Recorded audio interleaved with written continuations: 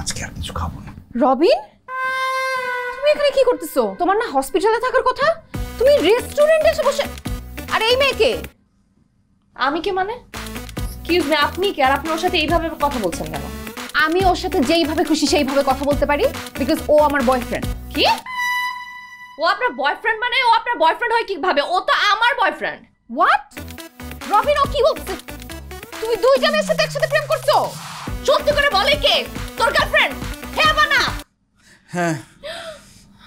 তুই দুইজনের সাথে একসাথে, তোরে আজকে আমি খাইছি। আমি তোকে ছেড়ে দিব? এই সমস্যা বাড়ছে দিন দিন, না বলা কঠিন।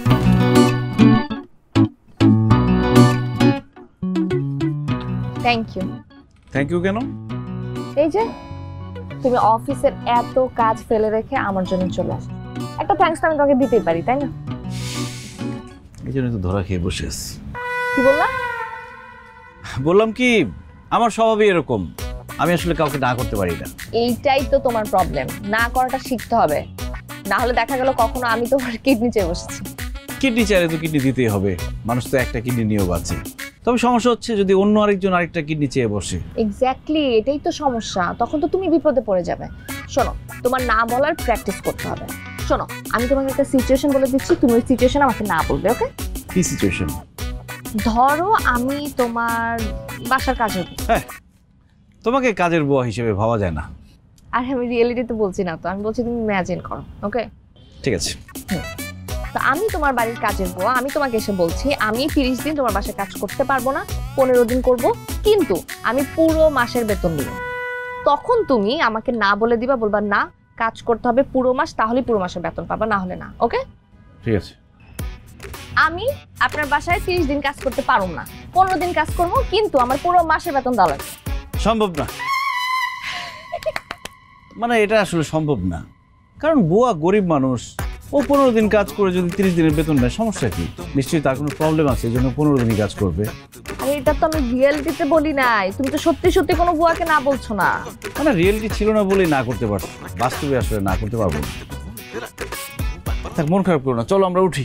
ও, 1 মিনিট, এটা তোমার জন্য নাও। কি এটা? Mobile phone. মোবাইল কেন? কারণ তোমার এই বাটন ফোনটা আমার পছন্দ।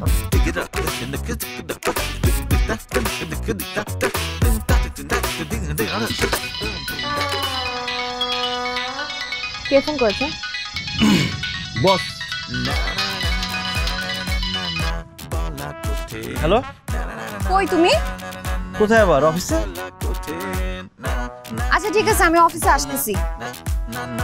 কি বলো, তুমি অফিসে আসবা? ও মা, এত সারপ্রাইজ হচ্ছ কেন? আমি তো অফিসে এর আগে অনেকবার আসছি।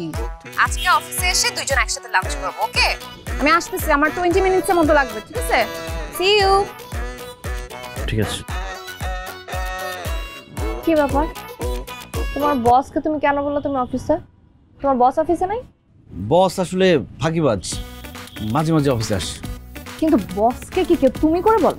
আমাদের অফিসে বলি, আমাদের অফিসে জুনিয়র হলে তাকে তুমি করে বলতে হবে, সে যদি বস হয় তাও তুমি করে বলতে হবে। তুমি করে না বললে চাকরি নট। আজব অফিস তো। হ্যাঁ, আজব অফিস। এখন আমি যাই, কারণ বস তো বাসা থেকে বের হয়েছে, অফিসে এসে আমাকে না পাইলে আবার চাকরি থাকবে না। এই সমস্যা